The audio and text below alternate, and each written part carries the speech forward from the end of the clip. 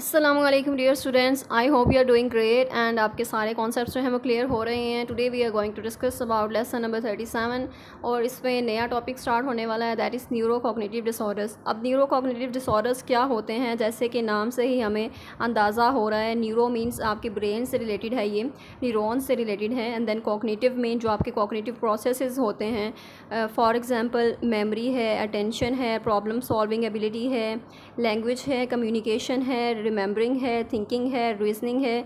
सो ये सारे जितने भी कॉग्निशन जो कॉग्निटिव प्रोसेसेस हैं आपके, दैट मीन्स के इसके रिलेटेड डिसऑर्डर्स हैं ये न्यूरो कॉग्निटिव डिसऑर्डर्स जिसे हम कहते हैं। मीन्स आपकी जो कॉग्निशन है उसमें इम्पेयरमेंट है और वो न्यूरो डिजनरेटिव है। इट मीन्स के वो ब्रेन में कुछ इस तरह की प्रॉब्लम्स हैं, कुछ स्ट्रक्चरल चेंजेस हुए हैं ब्रेन में, या फिर कुछ केमिकल चेंजेस हुए हैं जिसकी वजह से आपको कॉग्निटिव इम्पेयरमेंट हुआ है और कॉग्निटिव के इश्यूज़ हुए हैं, ये डिसऑर्डर्स हुए हैं। सो दैट्स वाई हम इसे न्यूरो कॉग्निटिव डिसऑर्डर्स कहते हैं, because it's related to your brain. यानी आपके ये ब्रेन से रिलेटेड हैं, आपकी जितने भी प्रोसेसेस हैं आपके कॉग्निटिव के प्रोसेसेस हैं, थिंकिंग है, रिमेंबरिंग है, रीजनिंग है, प्रॉब्लम सॉल्विंग है, तो ये सारी चीज़ें आपके ब्रेन से रिलेटेड हैं। अगर आपके ब्रेन में डी जनरेशन हो रही है, आपके ब्रेन के जो न्यूरॉन्स हैं वो डी जनरेट हो रहे हैं या फिर वो मुतासिर हो रहे हैं किसी भी सूरत में, और इसकी वजह से फिर हमें ये डिसऑर्डर हो सकते हैं।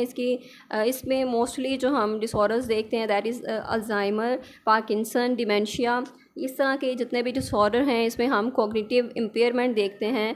और जिस तरह मेमोरी लॉस होता है और मेमोरी लॉस होता है उसके साथ साथ काफ़ी सारी जो एबिलिटीज़ हैं वो भी इम्पेयर होती हैं, जैसे कि रिमेंबरिंग है और डेली लाइफ के जितने भी फंक्शंस हैं उनको परफॉर्म करने में मुश्किल पेश आती हैं। तो ये सारे डिसऑर्डर्स जो हैं वो न्यूरो कॉग्निटिव डिसऑर्डर्स हैं और इसमें डिफरेंट टाइप्स हैं उसकी, जिसमें माइल्ड है, मॉडरेट न्यूरो कॉग्निटिव डिसऑर्डर्स हैं। माइल्ड न्यूरो कॉग्निटिव डिसऑर्डर्स में क्या होता है, माइल्ड मीन्स मतलब बहुत लो लेवल के डिसऑर्डर्स, और इसमें माइल्ड लेवल होता है बिल्कुल मिनिमम लेवल जिसे कह लें आप। थोड़ी सी इसमें आपको प्रॉब्लम्स होंगी, ये मेमोरी जो है उसमें वो थोड़ी सी डी जनरेशन होगी या इम्पेयरमेंट होगी, थिंकिंग जो है वो भी थोड़ी सी इफ़ेक्टेड होगी। इट मीन्स कि वो माइल्ड लेवल का है और ज़्यादा स्वेयर नहीं है। तो माइल्ड लेवल में जितने भी सिम्टम्स होते हैं उसको आप नोटिसेबल होते हैं, नोटिस कर सकते हैं, लेकिन वो इतना ज़्यादा डेली लाइफ की फंक्शनिंग को इम्पेयर नहीं करते as compare to the major neuro cognitive disorder. यानी मेजर जैसे कि नाम से ही पता चल रहा है कि सवेयर लेवल के जो डिसऑर्डर्स हैं या फिर उसमें सवेयरिटी जो है वो ज़्यादा है, और इसमें हम सवेयर लेवल की कॉग्निटिव इम्पेयरमेंट देखते हैं। यानी मेमोरी लॉस जो है वो बहुत ज़्यादा होगा या फिर आपकी डेली फंक्शनिंग जो है वो भी इम्पेयर हो रही होगी। So that's the difference between mild cognitive disorders और major cognitive disorders. And then DSM-5 में कुछ जो mild and moderate neuro cognitive disorders हैं उसकी सब टाइप्स हैं, जिसमें न्यूरो कॉग्निटिव डिसऑर्डर्स है विद लेवी बॉडीज़, एंड ये ब्रेन से रिलेटेड है। यानी आपके ब्रेन में इस तरह की जो प्रोटीन्स बन जाते हैं जिसे हम लेवी बॉडीज़ कहते हैं, इस तरह के क्लम्प्स बन जाते हैं जो कि अफेक्ट करते हैं आपकी ब्रेन की फंक्शनिंग को और आपकी कॉग्निशन को। And then vascular neuro cognitive disorders हैं। वेस्कुलर जैसे कि नेम से ही हमें आइडिया हो रहा है, vascular is related to your vessels, यानी आपकी जो ब्लड्स जो होती हैं, ब्लड लाइंस होती हैं, जो ब्लड वेसल्स होती हैं जो इन ब्रेन जो कि आपको ब्रेन में ब्लड सप्लाई करती हैं, उनमें कोई इशू है देन हमें ये डिसऑर्डर हो सकता है। Then frontal temporal neuro cognitive disorders हैं। फ्रंटल जैसे कि फ्रंटो टेम्पोरल नेम से ही आपको आइडिया हो रहा है, ये ब्रेन की लॉब्स हैं, ब्रेन के जो पार्टिसिपेशन जैसे ब्रेन की होती है। सो फ्रंटल टेम्पोरल मीन्स के आपके इन दोनों एरियाज़ में कोई इशू है। And then substance medication induced neuro cognitive disorders हैं। इट मीन्स के सब्सटेंस अब्यूज़ की वजह से या कोई मेडिसिन की वजह से आपको ये इश्यूज़ हो रहे हैं। एंड देन माइल्ड और मेजर कॉग्निटिव डिसऑर्डर्स जो हैं आर ड्यू टू, यानी कौन सी ऐसे डिसीज़ हैं जिसमें ये डिसऑर्डर जो है हमें न्यूरो कॉग्निटिव डिसऑर्डर हमें देखने को मिलते हैं, दैट इज़ अल्जाइमर डिसीज़। यानी अल्जाइमर डिसीज़ में भी आपकी डी जनरेशन होती है न्यूरॉन्स की, एंड आपकी मेमोरी लॉस होता है, थिंकिंग इम्पेयरमेंट होती है, जितने भी बाकी कॉग्निटिव फंक्शंस हैं वो सारे इम्पेयर होते हैं, और ये नॉर्मली आपकी ओल्ड एज में ये स्टार्ट होता है। And then traumatic brain injury है, यानी ब्रेन इंजरी अगर आपको हो जाए, कोई एक्सीडेंट हो जाए जिसकी वजह से आपकी कॉग्निटिव इम्पेयरमेंट होती है या कॉग्निशन जो है वो इफ़ेक्ट होती है। एंड देन HIV इन्फेक्शन है, उससे भी ब्रेन के एरियाज़ जो हैं वो अफेक्ट होते हैं। एंड देन पार्किंसन डिसीज़ है, इस डिसीज़ में भी इसी तरह ही कॉग्निटिव इम्पेयरमेंट होती है। हंटिंगटन डिसीज़ है, इसमें भी डीजनरेशन होती है, जैसे ब्रेन के एरियाज़ इन्वॉल्व हैं। और नेक्स्ट है अनदर मेडिकल कंडीशन, ये किसी दूसरी मेडिकल कंडीशन की वजह से इस तरह हो रहा है। मल्टीपल एटियोलॉजीज, यानी कि दूसरी काफ़ी कॉजेज़ हो सकते हैं, दूसरे फैक्टर्स भी हो सकते हैं। एंड देन अनस्पेसिफाइड एनसीडी, यानी वो स्पेसिफाई अगर आप नहीं कर पा रहे उसको, दैन आप उस कैटेगरी में उसको डाल देते हैं। डिलीरियम क्या होता है? डिलीरियम जो है वो एक बिगनिंग है न्यूरोकॉग्निटिव डिसऑर्डर की। न्यूरोकॉग्निटिव डिसऑर्डर्स जो हैं वो इसी से स्टार्ट होते हैं। डिलीरियम एक स्टेट है कन्फ्यूजन की, और इसमें डिसओरिएंटेशन होती है, यानी आप अपने इन्वायरमेंट के बारे में आपको अवेयरनेस नहीं होती, आप अनअवेयर्ड होते हैं। और ये जो स्टेट होती है, एक तो आपकी मेडिकेशंस की वजह से भी हो सकती है, ये स्टेट रिवर्सिबल होती है, यानी इसको रिवर्स किया जा सकता है, ये ठीक भी हो सकती है। और ये एक जस्ट फैक्टर है आपके न्यूरोकॉग्निटिव डिसऑर्डर्स में। और इसमें जो यानी डिस्टर्बेंस होती है आपको अटेंशन में, फ़र्स्ट ऑफ़ ऑल, यानी आप फोकस नहीं कर पाते, आप क्लियर जो है वो देख नहीं पाते। और ये जो है वो डिफरेंट इसके रीज़न्स हो सकते हैं, आप सब्सटेंस अब्यूज़ की वजह से हो रहा है या किसी मेडिकेशन की वजह से हो रहा है। और ये स्टार्ट है, अगर आपको न्यूरोकॉग्निटिव डिसऑर्डर्स जो हैं, कोई स्पेसिफिक डिसऑर्डर होता है तो उसके जो स्टार्टिंग है वो डिलीरियम से होगी। और डिलीरियम में आपकी जो अटेंशन है ये डिस्टर्ब होती है, आप अटेंशन पे नहीं कर पाते, आपको अवेयरनेस नहीं होती, यानी आपको अपनी सराउंडिंग के बारे में कि आप कहाँ पर हैं और ये डे टाइम है या नाइट टाइम है, तो ये सारी कन्फ्यूजन होती है आपको अबाउट योर सराउंडिंग और अवेयरनेस और अटेंशन के बारे में। डायग्नोस्टिक क्राइटेरिया इसका इम्पॉर्टेंट है और बहुत इजी है, इसको आपने एक बार रीड कर लेना है। सिंपल इसमें वही मेंशन किए गए हैं जो सिम्टम्स हैं, जैसे कि अटेंशन में डिस्टर्बेंस है, या फिर ये डिस्टर्बेंस जो है शॉर्ट पीरियड के लिए है, या फिर इसमें कॉग्निशन में डिस्टर्बेंस है आपको। नेक्स्ट है स्पेसिफाई वेदर में देखते हैं आप आपने कोई इंटॉक्सिकेशन की वजह से तो नहीं है, कोई सब्सटेंस अब्यूज़ की वजह से तो नहीं है आपको ये डिलीरियम की स्टेट, तो उसको आपने रूल आउट करना है। And then similar diagnostic criteria है फॉर न्यूरोकॉग्निटिव डिसऑर्डर्स, एनएसटी नहीं है, एनसीडी है। और इसमें जैसे कि एविडेंस है कॉग्निटिव डिक्लाइन होता है, जैसे हम न्यूरोकॉग्निटिव डिसऑर्डर्स जैसे कि न्यूरो से यानी ब्रेन से रिलेटेड जो कॉग्निटिव प्रोसेसेस हैं उनमें प्रॉब्लम्स हैं, उसकी वजह से ये डिसऑर्डर यानी होते हैं इस तरह के। तो इसमें सिमिलर क्राइटेरिया में हम देखते हैं फर्स्ट ऑफ ऑल तो कॉग्निशन में प्रॉब्लम है, जो कॉग्निटिव डोमेन है आपकी, जिसमें आपकी अटेंशन है, मेमोरी है, लैंग्वेज है और दूसरी एबिलिटीज़ हैं, तो वो सारी इफ़ेक्ट हो रही होती हैं। एंड देन कंसर्न है इंडिविजुअल का, या फिर दूसरे जो कोई भी इन्फॉर्मेंट है, या फिर आपके जो क्लोज रिलेटिव हैं, या फिर पेरेंट्स हैं या सिबलिंग्स हैं, तो किसी ने इन्फॉर्म किया है अबाउट यू कि आपको ये इश्यूज़ हो रही हैं, या फिर क्लिनिशियन जो है उसने खुद ही ऑब्ज़र्व किया है कि आपके कॉग्निटिव फंक्शंस में कोई डिक्लाइन आ रहा है या फिर कोई इम्पेयरमेंट नज़र आ रही है। तो ये सारा जो डायग्नोस्टिक क्राइटेरिया है सिमिलर है, जितने भी आपने फर्दर आपने डिस्कवर करने हैं कॉग्निटिव डिसऑर्डर्स, उनका क्राइटेरिया सेम ही है। इसको आपने ऐसे ही याद रखना है, बिकॉज सिमिलर क्राइटेरिया जो है वो एग्ज़ाम्स में क्वेश्चन आ सकता है, इंपॉर्टेंट है ये। सो इसका फर्स्ट जो है वो हो गया। Then second impairment cognitive performance, यानी जितनी भी आपकी कॉग्निटिव परफॉर्मेंस होती है वो अफेक्ट होती है, जैसे आपकी न्यूरोसाइकोलॉजिकल टेस्टिंग है वो उससे मुमय्यर होती है। और जितने भी टेस्टिंग जैसे कि स्ट्रूप टेस्ट है, इसके अलावा दूसरे जो टेस्ट हैं मेमोरी स्केल टेस्ट हैं, ये सारे टेस्ट जो हैं न्यूरो कॉग्निटिव या न्यूरोसाइकोलॉजिकल जो टेस्ट होते हैं, ये कॉग्निशन इम्पेयरमेंट को चेक करने के लिए यूज़ होते हैं कि आपकी जो कॉग्निटिव इम्पेयरमेंट है वो किस लेवल की है, या फिर आप में कोई इम्पेयरमेंट पाई जाती है या नहीं पाई जाती। एंड देन कॉग्निटिव डेफिसिट्स जो हैं वो आपकी एवरीडे एक्टिविटीज़ को अफेक्ट कर रहे हैं, और ये किसी डिलीरियम की वजह से नहीं है, यानी डिलीरियम की जो स्टेट है वो तो आपकी डिलीरियम जो है वो आपकी रिवर्सिबल स्टेट होती है। और डिलीरियम में आप किसी मेडिकेशन की वजह से डिलीरियम, या फिर आपको थोड़ी देर के लिए हुआ है, या फिर आपको सब्सटेंस मेडिकेशन इंड्यूस की वजह से हुआ है, तो उसको आपने रूल आउट कर देना है कि ये डिलीरियम की स्टेट नहीं है, डिलीरियम की वजह से नहीं हो रहा, बल्कि ये उसके अलावा जो कॉग्निशन जो आपकी इम्पेयरमेंट हो रही है डिलीरियम की वजह, डिलीरियम जो है उसकी वजह नहीं है, डिलीरियम एक कॉज नहीं है उसका। सो डिलीरियम लाइक सिम्टम्स हो सकते हैं, लेकिन डिलीरियम को आपने रूल आउट कर देना है कि डिलीरियम जो है वो रिवर्सेबल है, तो इसलिए डिलीरियम नहीं हो सकता, बल्कि हमने जो परमानेंट जो सिम्टम्स हैं हमने उनको कंसीडर करना है जो कि रिवर्सेबल नहीं है। and then another explained by another medical mental disorder are not better explained, sorry. So आपने ये भी देखना है कि दूसरे मेंटल डिसऑर्डर की वजह से तो नहीं हो रहा ये सब, यानी जितने भी ये कॉग्निटिव इम्पेयरमेंट है ये किसी और मेंटल डिसऑर्डर की वजह से तो नहीं हो रहा, तो उसको भी रूल आउट कर देना है.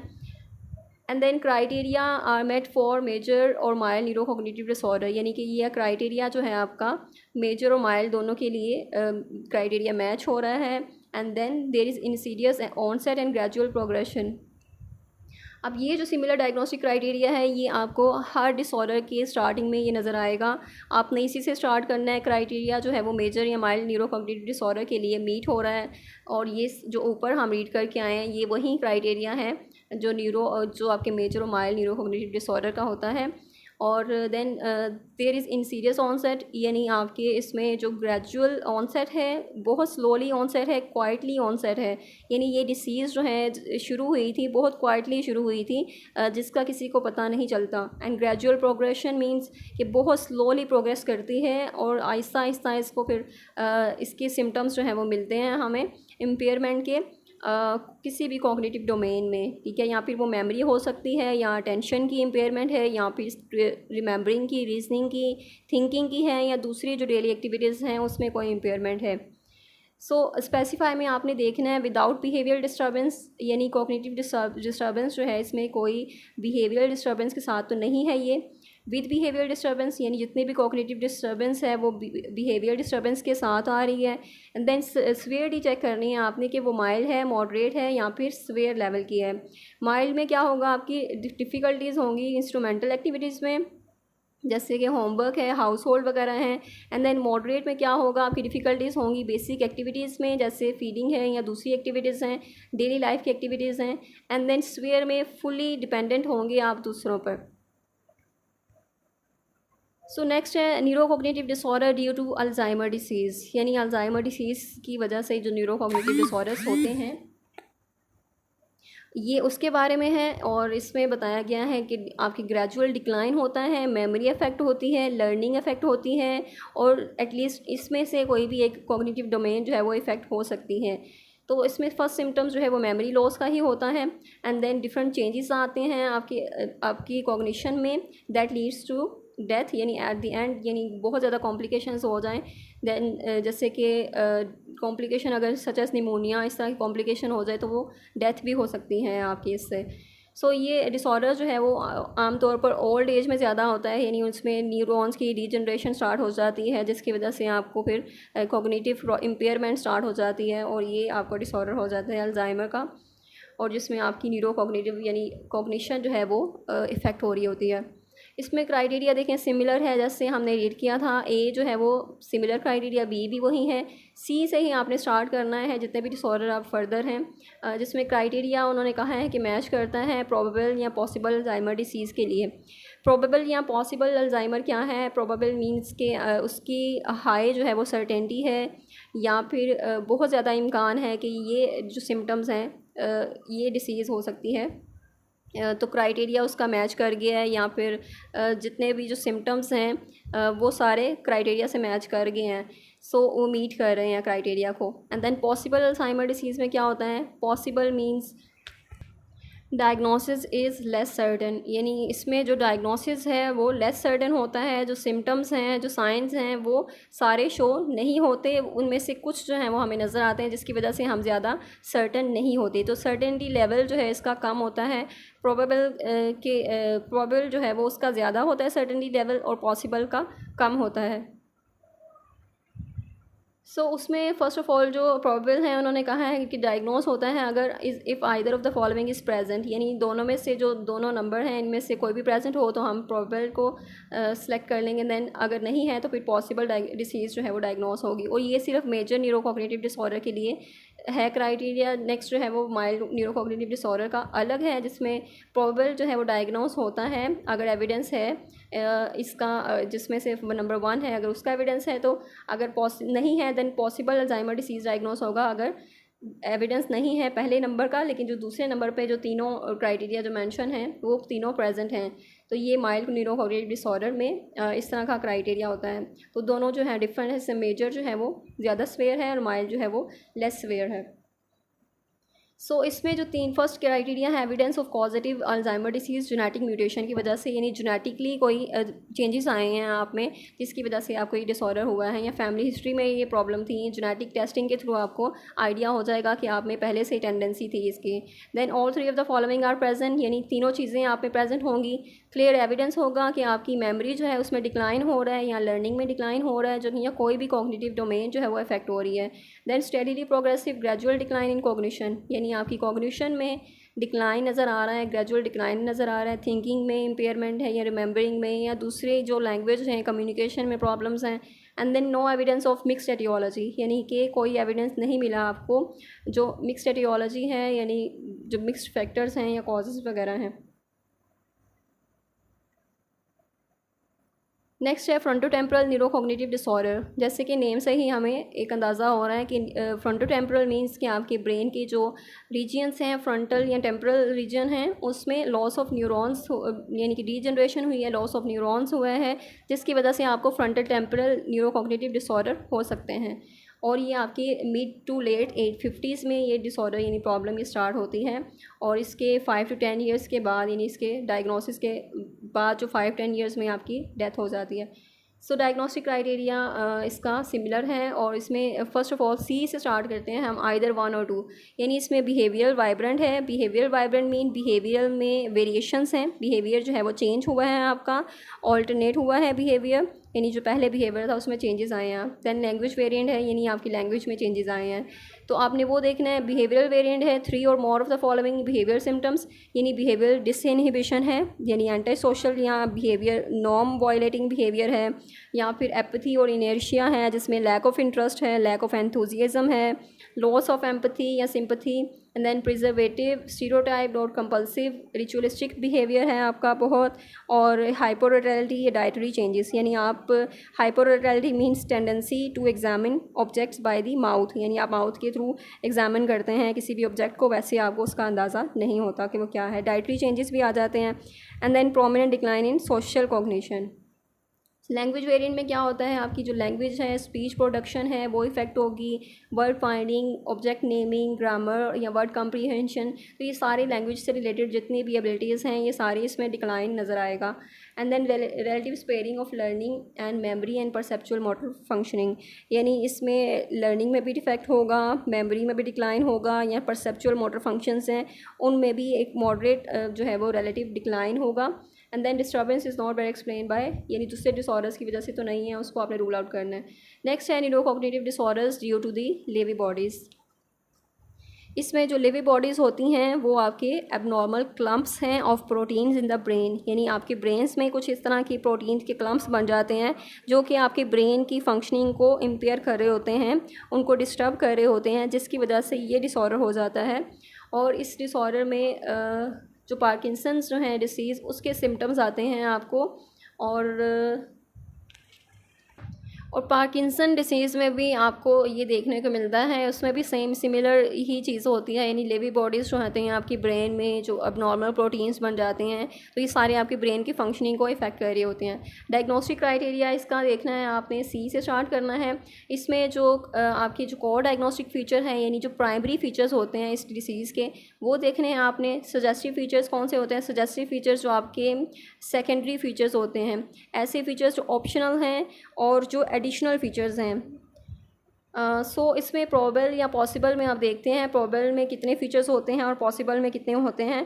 प्रोबेबल में जैसे कि हमें हायर सर्टेनिटी ये होती है प्रोबेबल में, तो 2 कोर फीचर्स होते हैं इसमें और 1 सजेस्टिव फ़ीचर होता है, या फिर 1 सजेस्टिव फ़ीचर है विद 1 और मोर कोर फीचर्स। तो इस तरह से भी आप इसको एक्सप्लेन कर सकते हैं। पॉसिबल मेजर और माइल्ड को न्यूरोकॉग्निटिव डिसऑर्डर्स जो हैं इसमें 2 आपके सजेस्टिव फ़ीचर हो सकते हैं, या फिर सिर्फ एक ही कोर फीचर हो सकता है, या फिर 1 और मोर सजेस्टिव फीचर हो सकते हैं। सो कोर को डायग्नोस्टिक फ़ीचर्स में आप देखते हैं कि कॉग्निशन में फ्लक्चुएशन है, यानी आपकी कॉग्निशन जो है अटेंशन, अलर्टनेस वगैरह, उसमें फ्लक्चुएशन आ रही है, उसमें कमी आ रही है। देन विजुअल हेलुसिनेशंस हो रहे हैं, आपको कुछ ऐसी चीज़ें नज़र आ रही हैं जिसका हकीकत में कोई वजूद नहीं है। स्पॉन्टेनियस फ़ीचर्स हैं पार्किंसनिज़म के, यानी पार्किंसन की डिसीज़ के जो फ़ीचर्स हैं, जो सिम्टम्स हैं आपको वो हो रहे हैं, जैसे कि स्लोड मूवमेंट है, या बैलेंस है, कोऑर्डिनेशन में या प्रॉब्लम्स हैं आपको। नेक्स्ट है suggestive features. Suggestive features mean जो आपके एडिशनल फीचर्स हैं। देन एडिशनल फीचर्स में क्या है कि रैपिड आई मूवमेंट स्लीप जो है बिहेवियर, वो उसका क्राइटेरिया मैच करेगा, यानी आपको जो एक्ट करते हैं आप ड्रीम्स में, रैम स्लीप जो है डिसऑर्डर, वो आपको क्राइटेरिया उसका मैच कर रहा है। देन सीवियर न्यूरोलेप्टिक सेंसिटिविटी, यानी आप में जो मेडिकेशंस आपको दी जाएंगी उसमें बहुत ज़्यादा आप सेंसिटिव हो जाएंगे उसको लेकर, और उसके साइड इफ़ेक्ट्स आप में ज़्यादा नज़र आना शुरू होंगे। बाकी सिमिलर क्राइटेरिया है। Then vascular neuro cognitive disorder है। वेस्कुलर मींस आपके जो ब्रेन वेसल्स हैं, ब्रेन के जो ब्लड वेसल्स हैं, ये उससे रिलेटेड है। उसमें कोई प्रॉब्लम है, अगर वो आपकी ब्रेन को सप्लाई जो है ब्लड की वो सही नहीं हो रही, तो देन आपके ब्रेन एरियाज़ जो हैं वो इफ़ेक्ट होंगे, जिसकी वजह से आपको कॉग्निटिव डिसऑर्डर ये हो सकते हैं, जिसे हम वेस्कुलर न्यूरो कॉग्निटिव डिसऑर्डर कहते हैं। इसको हम वेस्कुलर डिमेंशिया भी कह सकते हैं। एंड देन ये आपकी प्रॉब्लम्स होती हैं ब्लड वेसल्स में जो कि ब्रेन में होती हैं, और अगर उसमें प्रॉब्लम है that leads to the cognitive impairment और कॉग्निटिव डिफ़िकल्टीज़। सो क्राइटेरिया इसका सिमिलर है, ए और बी से स्टार्ट है इसका। जैसे clinical features are consistent with the vascular etiology, और जिसमें जो क्लिनिकल फीचर्स हैं, यानी आप क्लिनिकली उसमें देखा जाए, उसको आप जो टेस्ट वगैरह हैं उसके थ्रू आइडिया हो जाता है कहीं प्रॉब्लम है ब्रेन के किस एरिया में प्रॉब्लम है। So onset of the cognitive deficit is temporally related to one or more the सेरेब्रोवेस्कुलर events, यानी ये जो ऑनसेट है जो कॉग्निटिव डेफिसिट का, ये आपके इन इवेंट्स के साथ ही रिलेटेड है, यानी आपके वेस्कुलर इवेंट्स जो हैं या फिर आपके जो वेस्कुलर ब्रेन की जो ब्लड वेसल्स हैं उससे रिलेटेड ही हैं। एंड देन एविडेंस है, यानी कि आपको एविडेंस चाहिए for decline is prominent in complex attention and frontal executive function, यानी जो डिक्लाइन है वो उसका एविडेंस चाहिए कि कॉम्प्लेक्स अटेंशन में डिक्लाइन है, ये कॉग्निटिव जो एबिलिटीज़ हैं उसमें डिक्लाइन है।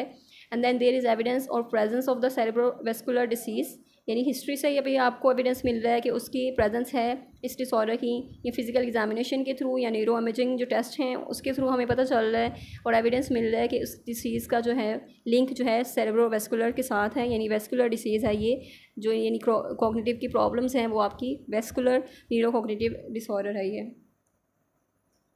एंड देन इसका प्रॉबल जो है या पॉसिबल आपने चेक करना है, जो प्रॉबल है उसकी यानी प्रॉबल में उसकी सर्टेनिटी जो है वो हायर सर्टेनिटी है जो डायग्नोस हो सकती है if one of the following is present. Otherwise हम पॉसिबल को डिसऑर्डर जो है उसको डायग्नोस करेंगे, यानी जिसमें सिम्टम्स हमारे मैच नहीं करते दैन हम उसको पॉसिबल कैटेगरी में रखते हैं, और उसको फिर पॉसिबल मीन लेस उसमें जो डायग्नोस्टिक है या लेस सर्टन होते हैं हम डायग्नोसिस के बारे में, बिकॉज उसमें सारे सिम्टम्स जो हैं वो मीट नहीं कर रहे होते, फुल क्राइटेरिया मीट नहीं कर रहा होता, तो उसके सर्टेनिटी के चांसेस भी कम होते हैं या वो लेस सर्टन होता है। सो जो फर्स्ट है probable vascular cognitive neuro cognitive disorder, उसमें पहले नंबर पे clinical criteria are supported by neuro imaging evidence, यानी हमें न्यूरो इमेजिंग जो टेक्निक्स हैं या डिवाइसेस जो यूज़ करते हैं ब्रेन की स्टडी के लिए, उससे हमें एविडेंस मिल रहा है कि ये डिसऑर्डर है। And then neuro cognitive syndrome जो है वो is related to one or more documented सेरेब्रोवेस्कुलर events, यानी उसके रिलेटेड है, यानी सेरेब्रोवेस्कुलर के साथ है या ब्लड वेसल्स के की वजह से है, तो उसको हमने अलग से चेक करना है। अगर इन दोनों में से कोई भी एक है या तीनों में से कोई भी एक है या बहुत क्लिनिकल एंड जेनेटिक फैक्टर इसमें इन्वॉल्व हैं, देन उसका हमें एविडेंस मिल रहा है, तो देन कि ये डिसीज़ जो है वो प्रेजेंट है और इस वजह से है, या फिर ये न्यूरो इमेजिंग जो है वो उसके बताते हैं कि ये एविडेंस हमें मिल रहा है, ये इसी वजह से है, ये ब्लड वेसल्स की वजह से ही है। अदरवाइज़ वो दूसरी डिसीज़ होगी या दूसरा कोई न्यूरो कॉग्निटिव डिसऑर्डर होगा, अगर उसका कॉज जो है ये वेस्कुलर नहीं है या कार्डियो ये सेरेब्रोवेस्कुलर उसकी जो मेन कॉज है वो नहीं है, तो फिर ये इस डिसऑर्डर में नहीं आएगा, न्यूरो कॉग्निटिव डिसऑर्डर में नहीं आएगा। इस तरह से डिफरेंट ये टाइप्स बनी हुई हैं न्यूरो कॉग्निटिव डिसऑर्डर्स की, और यानी जो भी उसका एक पॉसिबल कॉज होगा हमने वो देखना है कि अगर तो वेस्कुलर है तो इट मीन्स ब्लड वेसल्स में प्रॉब्लम है, तो फिर वेस्कुलर में उसको रखेंगे। अगर दूसरे जो हैं प्रॉब्लम्स हैं जैसे कि लिविंग बॉडीज़ की वजह से हैं, तो उसको फिर हम दूसरे डिसऑर्डर में रखेंगे। इस तरह से ये इसकी टाइप्स समझ लें आप कि ये टाइप्स हैं न्यूरो कॉग्निटिव डिसऑर्डर्स की, और जिसमें आपने कैसे आइडेंटिफाई करना है कि उसमें न्यूरो इमेजिंग के थ्रू या उसका जो क्राइटेरिया एक होता है कि उससे क्राइटेरिया में ही मेंशन होता है सब कुछ कि हम उसको किस तरह से डायग्नोस करते हैं, किस तरह से हम उसकी ऑब्जर्वेशन लेते हैं या फिर न्यूरो इमेजिंग टेक्निक्स यूज़ करके, और इस तरह से क्लिनिकल हमारे पास सपोर्ट होनी चाहिए या एविडेंस होना चाहिए कि ये डिसऑर्डर जो है वो इस वजह से ही है। और कोई दूसरा डिसऑर्डर नहीं है। So this was about the lecture. I hope I made it clear. अभी आपको कोई भी कन्फ्यूजन नहीं होगी और सारे आपके कॉन्सेप्ट्स जो हैं वो क्लियर हो चुके होंगे। Kindly share this video with other students, ताकि बाकी जो स्टूडेंट्स हैं अगर उनके कॉन्सेप्ट्स क्लियर नहीं हैं या उनको कोई मुश्किल पेश आ रही है समझने में, तो उनके लिए भी आसानी हो जाए, दूसरों के लिए भी आसानियाँ पैदा करें। और यानी आप दूसरों के लिए आसानियाँ करेंगे तो आपके लिए भी आसानी होगी। एंड आई होप दैट कि आपने दोनों चैनल्स को ज्वाइन किया हुआ है। And thank you so much for your support and keep supporting us, and your support matters a lot. This is our motivation. Thank you so much. मिलते हैं next lecture में। till then take care. अल्लाह हाफिज़।